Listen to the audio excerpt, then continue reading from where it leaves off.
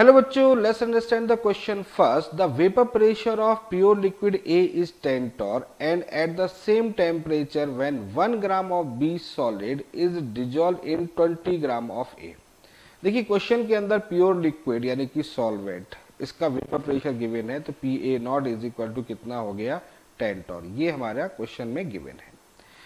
अब आगे क्या दे रखा है, हमारे पास में एक बी सॉलिड है, यानी कि बी जो है ये हमारे पास में सल्यूट है, जिसका वेट दे रखा है, वेट ऑफ बी कितना गिवन है 1 ग्राम गिवन है। It dissolve in 20 gram of A, यानी कि ए जो है यानी कि वेट ऑफ ए जो सॉल्वेंट है वो कितना है 20 ग्राम है। तो जो जो डेटा हमें दिया गया है वो सब हम यहाँ पर लिख दे रहे हैं।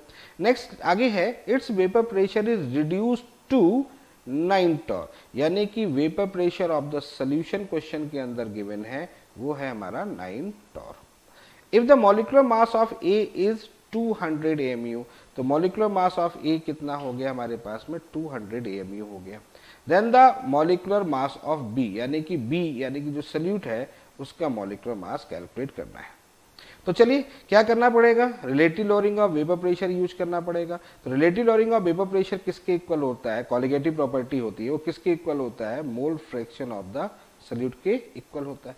तो relative lowering of vapour pressure क्या होता है, P naught minus P divide by P naught, यही होता है, is equal to mole fraction of the क्या हो जाएगा, सल्यूट हो जाएगा। यहाँ तक समझ में आ गया।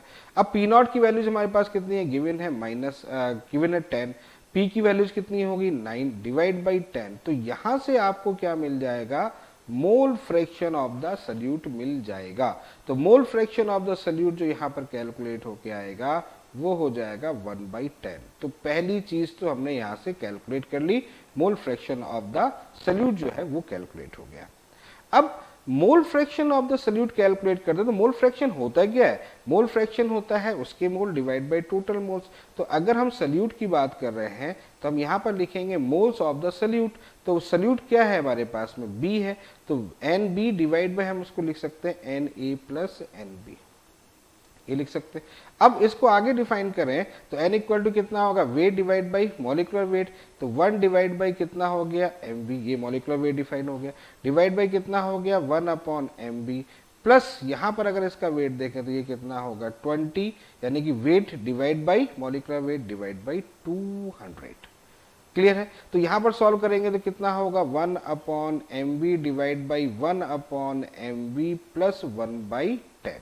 तो इसको हम यहाँ पर सॉल्व कर लेंगे, और जब सॉल्व कर लेंगे तो फाइनली, अच्छा यहाँ पर मोल फ्रैक्शन ऑफ द सल्यूट कितना गिवन है हमारे पास 1/10 है, तो यहाँ से आपको molecular weight of the salute निकल के आएगा।